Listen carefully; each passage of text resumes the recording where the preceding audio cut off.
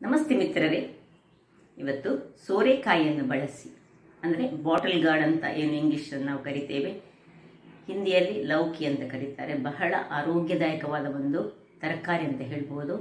ಅತ್ಯಂತ ಹೇರಳ ನೀರಿನ ಅಂಶ ಇರುವಂತಹ ಇದು ಫೈಬರ್ನಿಂದ ಕೂಡಿದಂತಹದ್ದು. ಹಾಗಿರುವಾಗ ಇದರ ನೀರ್ದೋಸೆಯನ್ನು ನಾನು ಇವತ್ತು ಮಾಡ್ತಿದ್ದೇನೆ. ಬಹಳ ರುಚಿಕರವಾಗಿ ಬರ್ತದೆ ಮತ್ತು ಆರೋಗ್ಯಕ್ಕಂತೂ ಬಹಳ ಒಳ್ಳೆಯದು. ಎಷ್ಟು ತೆಳು ನೀವು ಮಾಡಬೇಕಾಗ್ತದೆ ಅಷ್ಟು ತೆಳು ನೀವು ಮಾಡಲಿಕ್ಕೆ ಆಗ್ತದೆ. ಇದರಲ್ಲಿ ಅದಕ್ಕೊಂದು ಅದರ ತುಂಬ ಶೀತ ಪ್ರವೃತ್ತಿ ಸ್ವಲ್ಪ ಈ ಬಾಟಲ್ ಗಾರ್ಡ್, ಅದನ್ನು ಬ್ಯಾಲೆನ್ಸ್ ಮಾಡಲಿಕ್ಕೆ ನಾನು ಆಮ್ಲವನ್ನು ಉಪಯೋಗಿಸಿ ಒಂದು ರುಚಿಕರವಾದ ಚಟ್ನಿಯನ್ನು ಮಾಡಿದ್ದೇನೆ. ಹಾಗಿರುವಾಗ ಈ ಎರಡು ದೋಸೆ ಹಾಗೂ ಚಟ್ನಿಯನ್ನು ಹೇಗೆ ಮಾಡುವುದೆಂದು ನೋಡುವ ಮೊದಲು ಯಾರೆಲ್ಲ ನನ್ನ ಚಾನಲನ್ನು ನೋಡ್ತಿದ್ದೀರಿ, ಯಾರೆಲ್ಲ ಇನ್ನೂ ಸಬ್ಸ್ಕ್ರೈಬ್ ಮಾಡಿಲ್ಲ, ದಯವಿಟ್ಟು ಸಬ್ಸ್ಕ್ರೈಬ್ ಮಾಡಿ ಸಪೋರ್ಟ್ ಮಾಡಿ ಅಂತ ಹೇಳುತ್ತಾ ಬನ್ನಿ.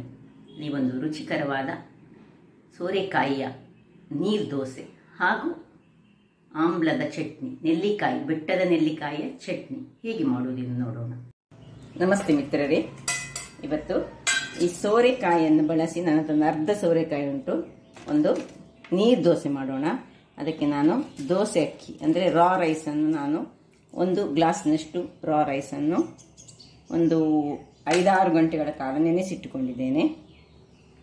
ಸ್ವಲ್ಪ 1-2-3 ಕಾಯಿ ಮೆಣಸು ಬೇಕು ನಮಗೆ, ಚೂರು ಶುಂಠಿ ಸಾಕು, ಮತ್ತು ಸ್ವಲ್ಪ ತೆಂಗಿನ ತುರಿ, ಕೊತ್ತಂಬರಿ ಸೊಪ್ಪೆಲ್ಲ ಇಲ್ಲದೇ ಸಾಕ್ತದೆ. ಖಾಲಿ ಇದ್ದಿದ್ದು ಕಾಯಿ ಮೆಣಸು ಹಾಕಿದ ಸಹ ನಡೀತದೆ. ನಾವು ಮೊದಲಿಗೆ ಇದರ ಸಿಪ್ಪೆಯನ್ನು ಸುಲಿದುಕೊಳ್ಳೋಣ. ಇದು 1/4 kg ನಮಗೆ ಸಾಕು. ಯಾವುದು ಸೋರೆ ಸಿಪ್ಪೆಯನ್ನು ಸುಲಿದು ನಾವು ಹೇಗೆ ಕಟ್ ಮಾಡಿದ್ರೆ ಬೀಜ ನಮಗೆ ಅಗತ್ಯ ಇಲ್ಲ, ನಾನು ತೋರಿಸ್ತೇನೆ ನಿಮಗೆ. ಸಿಪ್ಪೆ ಸುಲಿದಾಯಿತು. ಈಗ ಇದು ಎಳತ್ತಾಗಿ ಉಂಟು, ಆದರೆ ಸಹ ನಮಗೆ ಬೀಜವನ್ನು ನಾವು ಬೇಡ ಯೂಸ್ ಮಾಡೋದು. ನೋಡಿ, ಇದರದ್ದು ಹೀಗೆ ಈ ಭಾಗವನ್ನು ತೆಗೆದುಕೊಳ್ಳೋಣ. ಎಳತ್ತಾದ ಇದನ್ನು ನೀವು ಯಾವುದಾದ್ರು ಉಪ್ಪು ಕರಿ ಮಾಡುವಾಗ, ಯಾವುದಾದ್ರು ವೆಜಿಟೇಬಲ್ ಸಾಂಬಾರು ಮಾಡುವಾಗ ನಾವು ಯೂಸ್ ಮಾಡಿದರೆ ಆಯಿತು. ಈ ಬೀಜದ ಅಂಶ ನಮಗೆ ಬೇಡ. ಇದನ್ನು ಸಣ್ಣದಾಗಿ ಕತ್ತರಿಸಿಕೊಳ್ಳೋಣ. ವೀಕ್ಷಕರೇ, ಇಲ್ಲಿ ನೋಡಿ, ಎಲ್ಲ ಸಿಪ್ಪೆ ತೆಗೆದು ಸಣ್ಣದಾಗಿ ಹೆಚ್ಚಿಟ್ಕೊಂಡಿದ್ದೇನೆ. ಈಗ ಇದನ್ನೊಂದು ಈ ಮಿಕ್ಸಿ ಜಾರನ್ನು ಯೂಸ್ ಮಾಡಿ ಇದರೊಳಗೆ ಹಾಕೊಳ್ಳೋಣ. ಎಲ್ಲ ಇದರೊಟ್ಟಿಗೆ ಸ್ವಲ್ಪ ಕೊತ್ತಂಬರಿ ಸೊಪ್ಪು ಇದ್ದರೆ ಹಾಕೊಳ್ಳಿ, ಕಾಲಿದ್ರೆ ಸ್ವಲ್ಪ ದಂಟು ಸಹ ಒಟ್ಟಿಗೆ ಹಾಕೊಳ್ಳಿ. ಸಣ್ಣದಾಗಿ ಕತ್ತರಿಸಿ ದಂಟನ್ನು ಸಹ ಯೂಸ್ ಮಾಡ್ಕೊಳ್ಳಿ. ಸಣ್ಣದಾಗಿ ಹೀಗೆ ಕತ್ತರಿಸಿ ಹಾಕೊಳ್ಳಿ. ಕೊತ್ತಂಬರಿ ಸೊಪ್ಪು, ಶುಂಠಿಯನ್ನು ಸಹ ಸ್ವಲ್ಪ ಸಣ್ಣದಾಗಿ ಕತ್ತರಿಸಿ ಹಾಕೊಳ್ಳಿ, ಅದು ಉಳಿದುಕೊಳ್ತದೆ. ಇನ್ನು ಕಾಯಿ ಮೆಣಸು,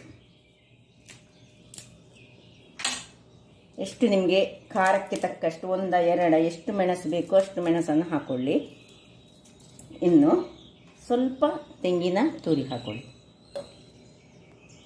ಇಷ್ಟನ್ನೊಂದು ನೀರು ಹಾಕದೆ ಸುರಿಗೊಂದು ಪೇಸ್ಟ್ ಮಾಡಿ ತರ್ತೇನೆ. ಈಗ ನೋಡಿ, ಇಷ್ಟು ಕೋಸ್ಲಿ ಗ್ರೈಂಡ್ ಆಗುವಾಗ ಇದಕ್ಕೆ ನಾವೀಗ ಅಕ್ಕಿಯನ್ನು ಹಾಕೊಳ್ಳೋಣ. ಇನ್ನು ಸ್ವಲ್ಪ ಬೇಕಿದ್ದರೆ ನೀರನ್ನು ನಾವು ಹಾಕೊಳ್ಬೋದು. ಯಾಕೆ ಹೇಳಿದರೆ ಸೋರೆಕಾಯಿಯಲ್ಲಿ ಅದಷ್ಟಕ್ಕೆ ಅದು ನೀರು ತುಂಬ ಬಿಡ್ತದೆ. ಅದರಿಂದಾಗಿ ನಾವು ನೋಡಿಕೊಂಡು ನೀರು ಹಾಕ್ಕೊಳ್ಬೇಕು. ಈಗ ಇದರೊಟ್ಟಿಗೆ ಉಪ್ಪನ್ನು ಸಹ ಹಾಕ್ಕೊಂಡು ನಾವು ಗ್ರೈಂಡ್ ಮಾಡ್ಕೊಳ್ಳೋಣ. ಸ್ವಲ್ಪ ರುಚಿಗೆ ತಕ್ಕಷ್ಟು ಉಪ್ಪನ್ನು ಹಾಕೊಳ್ಳೋಣ. ಇನ್ನು ನಾನು ಇದನ್ನು ಗ್ರೈಂಡ್ ಮಾಡಿ ಸ್ವಲ್ಪ ನೀರು ಹಾಕ್ಕೊಳ್ತೇನೆ. ನೋಡಿ, ಅಷ್ಟು ಹಾಕಿ ಒಳ್ಳೆ ನಯಾ ಪೇಸ್ಟ್ ಮಾಡಿ ತರುವ. ವೀಕ್ಷಕರೇ, ಇಲ್ಲಿ ನೋಡಿ, ಒಳ್ಳೆ ಫೈನಾದ ಪೇಸ್ಟ್ ಆಗಬೇಕು ನಮಗೆ. ಈಗ ಇದನ್ನು ಒಂದು ಬೌಲಿಗೆ ಹಾಕ್ಕೊಳ್ಳೋಣ. ಹಾಕ್ಕೊಂಡು ಚೆನ್ನಾಗಿ ಇದು ಒಳ್ಳೆ ಯಾವುದರ ಪ್ರಕಾರ ಆಗಬೇಕು ಹೇಳಿ ನೀರಾಗಬೇಕು. ಇದಕ್ಕೀಗ ನೀರನ್ನು ಸೇರಿಸ್ಕೊಳ್ಳೋಣ. ನಾವು ನೀರು ದೋಸೆ ಹದದಲ್ಲಿ ನಾವು ನೀರನ್ನು ಸೇರಿಸ್ಕೊಳ್ಬೇಕು. ಮತ್ತು ಇಲ್ಲಿ ಉಪ್ಪನ್ನು ಸಹ ಚೆಕ್ ಮಾಡ್ಕೊಳ್ಳೋಣ. ಉಪ್ಪೆಲ್ಲ ಕರೆಕ್ಟಾಗಿ ಉಂಟು. ಒಳ್ಳೆ ಸೋರೆಕಾಯಿ ಮತ್ತು ಉಳಿದ ಇದರದೆಲ್ಲ ಫ್ಲೇವರ್ ಬರ್ತಾ ಉಂಟು. ನೋಡಿ, ಇಷ್ಟು ರೀತಿಯಲ್ಲಿ ನೀರು ದೋಸೆ ಹದದಲ್ಲಿ ಇಟ್ಟು ಇದನ್ನೊಂದು ಪಕ್ಕಕ್ಕೆ ಇಟ್ಕೊಳ್ಳೋಣ. ಇಲ್ಲಿ ನೋಡಿ, ಈಗ ನಾನೊಂದು ಈ ಒಂದು ಸೋರೆಕಾಯಿ ನಿಮಗೆ ಶೀತ ಪ್ರವೃತ್ತಿಯವರಾದರೆ ಇಂಥ ನೆಲ್ಲಿಕಾಯಿ, ಈಗ ನೆಲ್ಲಿಕಾಯಿ ನೆಲ್ಲಿಕಾಯಿಯ ಒಂದು ಚಟ್ನಿಯನ್ನು ಮಾಡಿದರೆ ಬಹಳ ಸೊಗಸಾಗಿ ಬರ್ತದೆ. ಈಗ ನೆಲ್ಲಿಕಾಯಿ ಚಟ್ನಿಗೆ ಮೊದಲು ನಾನು ಒಂದು ಅರ್ಧ ಚಮಚದಷ್ಟು ಮೆಂತೆಯನ್ನು ಇದರಲ್ಲಿ ಹುರಿದುಕೊಳ್ತೇನೆ ಸ್ವಲ್ಪ. ಈಗ ನಾನು ಸ್ವಲ್ಪ ಒಂದು ನೆಲ್ಲಿಕಾಯ್ದು ಮಾಡುವಾಗ ಅರ್ಧ ಚಮಚ ಸಾಕು. ಇದರಲ್ಲಿ ಸ್ವಲ್ಪ ಇದು ಕಲರ್ ಚೇಂಜ್ ಆಗುವವರೆಗೆ ಹುರಿದುಕೊಳ್ಳೋಣ. ನೋಡಿ ಇಷ್ಟು ಸ್ವಲ್ಪ ಫ್ರೈ ಆಗುವಾಗ ನೋಡಿ ಪರಿಮಳ ಬರಬೇಕದು. ಆಗುವಾಗ ಕಲರ್ ಸ್ವಲ್ಪ ಚೇಂಜ್ ಆಗುವಾಗ ಇದನ್ನು ಆಫ್ ಮಾಡಿಕೊಂಡು ಅದು ಅದರಲ್ಲಿ ಇರಲಿ. ಈಗ ಇಲ್ಲಿ ಒಂದು ಸಣ್ಣ ಮಿಕ್ಸಿ ಜಾರಿಗೆ ನಾವು ಈ ಒಂದು ನೆಲ್ಲಿಕಾಯನ್ನು ಕಟ್ ಮಾಡಿಕೊಂಡು ಹಾಕೊಳ್ಳೋಣ. ಸಣ್ಣದಾಗಿ ಹೆಚ್ಚಿಟ್ಟಾಯಿತು. ಈಗ ಈ 2 ಮೆಣಸು, ನಿಮಗೆ ಖಾರ ಇನ್ನು ಹೆಚ್ಚು ಬೇಕಿದ್ರೆ ಹೆಚ್ಚು ಹಾಕ್ಕೊಳ್ಬೋದು, 1 ಅಥವಾ 2. ಮತ್ತು ಈ ತೆಂಗಿನ ತುರಿ,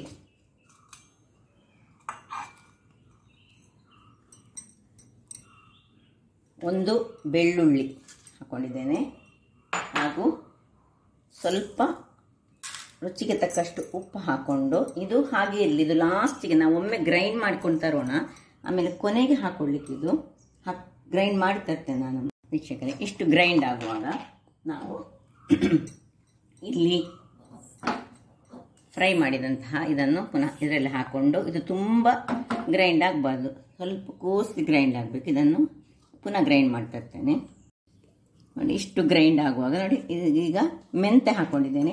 ಇನ್ನು ನಿಮಗೆ ನೀರು ಚಟ್ನಿ ಬೇಕಿದ್ದವರು ನೀರು ಚಟ್ನಿ ನೋಡಿ ಈ ರೀತಿಯಾಗಿ ಬರ್ತದೆ. ನಮಗೀಗ ನೀರು ದೋಸೆ ತಿನ್ನಲಿಕ್ಕೆಲ್ಲ ಸ್ವಲ್ಪ ನೀರು ಚಟ್ನಿ ಬೇಕು. ಅದರಿಂದಾಗಿ ನೋಡಿ ಮೆಣಸು ನಾನು ಸ್ವಲ್ಪ ತುಂಬ ಕಮ್ಮಿ ಪ್ರಮಾಣದಲ್ಲಿ ಹಾಕಿದ್ರಿಂದ ಕಲರ್ ಕಮ್ಮಿ ಬಂದಿದೆ. ನಿಮಗೆ ಹೆಚ್ಚು ಮೆಣಸು ಬೇಕಿದ್ದರೆ ಹೆಚ್ಚಾಗಿ ಸಹ ಹಾಕ್ಕೊಳ್ಬೋದು ವೀಕ್ಷಕರೇ. ನೋಡಿ ಇಷ್ಟು ನಾನು ನೀರು ಮಾಡಿಕೊಂಡೆ. ನಿಮಗೆ ಬೇಕಿದ್ದರೆ ಇನ್ನು ಸಹ ನೋಡಿ ನಾವು ನಮ್ಮ ಅನುಗುಣವಾಗಿ ನಮಗೆ ಸ್ವಲ್ಪ ನೀರು ಚಟ್ನಿ ಬೇಕಿದ್ದರೆ ನೀರು ಚಟ್ನಿ ಮಾಡ್ಕೊಳ್ಬೋದು, ಗಟ್ಟಿ ಚಟ್ನಿ ಇದ್ದರೆ ಗಟ್ಟಿ. ಈ ದೋಸೆ ಎಲ್ಲ ತಿನ್ನಲಿಕ್ಕೆ ಹೆಚ್ಚಾಗಿ ಸ್ವಲ್ಪ ನಮಗೆ ನೀರು ಚಟ್ನಿ ಬೇಕಾಗ್ತದೆ. ಈಗ ನಾವು ಇದು ನೆಲ್ಲಿಕಾಯಿಯಿಂದ, ಬೆಟ್ಟದ ನೆಲ್ಲಿಕಾಯಿಯ ಚಟ್ನಿ. ಯಾಕೆ ಹೇಳಿದರೆ ಸೋರೆಕಾಯಿ ಸ್ವಲ್ಪ ಶೀತ ಪ್ರವೃತ್ತಿ, ಆ ಶೀತ ಪ್ರವೃತ್ತಿಯನ್ನು ಬ್ಯಾಲೆನ್ಸ್ ಮಾಡಲಿಕ್ಕೆ ನೆಲ್ಲಿಕಾಯಿಯ ಚಟ್ನಿಯನ್ನು ಯೂಸ್ ಮಾಡಿದರೆ ಬಹಳ ಚೆನ್ನಾಗಿ ಬರ್ತದೆ. ಈಗ ಚಟ್ನಿ ರೆಡಿ ಆಯಿತು. ಇದನ್ನು ಪಕ್ಕಕ್ಕೆ ಇಟ್ಕೊಳ್ಳೋಣ. ಇಲ್ಲಿ ದೋಸೆಗೆ ಹಂಚು ಇಟ್ಟುಕೊಂಡಿದ್ದೇನೆ ನಾನು. ಈಗ ಮೊದಲಿಗೆ ಬಿಸಿ ಆಗಲಿ, ಅದು ಬಿಸಿ ಆಗುವಾಗ ಎಣ್ಣೆ ಬೇಕಿದ್ರೆ ಹಾಕ್ಕೊಳ್ಬೋದು, ಎಣ್ಣೆ ಹಾಕದೆ ನಾನ್ ಸ್ಟಿಕ್ಕಲ್ಲಿ ಮಾಡ್ಬೋದು. ನಾನು ಸ್ವಲ್ಪ ಸ್ಪ್ರಿಂಕಲ್ ಮಾಡ್ತೇನೆ, ಜಸ್ಟ್ ಒಂದು ಸ್ವಲ್ಪ. ಇನ್ನು ಇಲ್ಲಿ ನೋಡಿ ಇದನ್ನು ಚೆನ್ನಾಗಿ ಕಲಕ್ಕೊಂಡು, ಇದು ಸ್ವಲ್ಪ ದಪ್ಪ ಆದಾಗಿ ಕಾಣ್ತಾ ಉಂಟು ನಮಗೆ. ಸ್ವಲ್ಪ ನೀರನ್ನು ಸೇರಿಸ್ಕೊಳ್ಳೋಣ. ಎಷ್ಟು ನೀರಾಗಬೇಕು ಹೇಳಿದರೆ ನೀರು ದೋಸೆ ಅದಾಗಬೇಕು. ಈಗ ಒಂದು ಸೌಟ್ ತೆಗೆದುಕೊಂಡು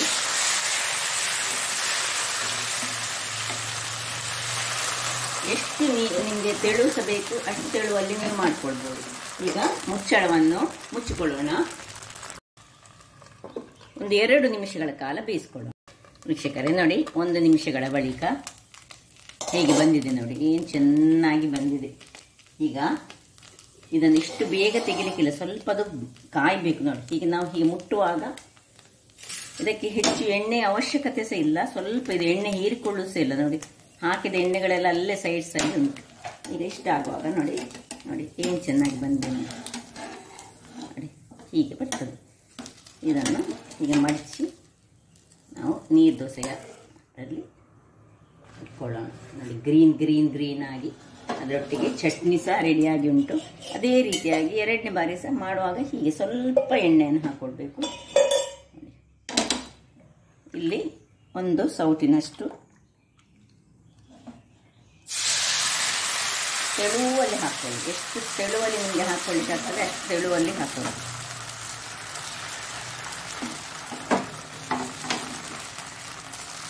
ಮುಚ್ಚಳವನ್ನು ಮುಚ್ಚಿಕೊಂಡು ಬೇಯಿಸ್ಕೊಳ್ಳೋಣ ವೀಕ್ಷಕರೇ. ಇಲ್ಲಿ ನೋಡಿ 2ನೇ ದೋಸೆ ಸಹ ರೆಡಿ ಆಯಿತು ನೋಡಿ, ಹೇಗೆ ಬಂದಿದೆ ನೋಡಿ.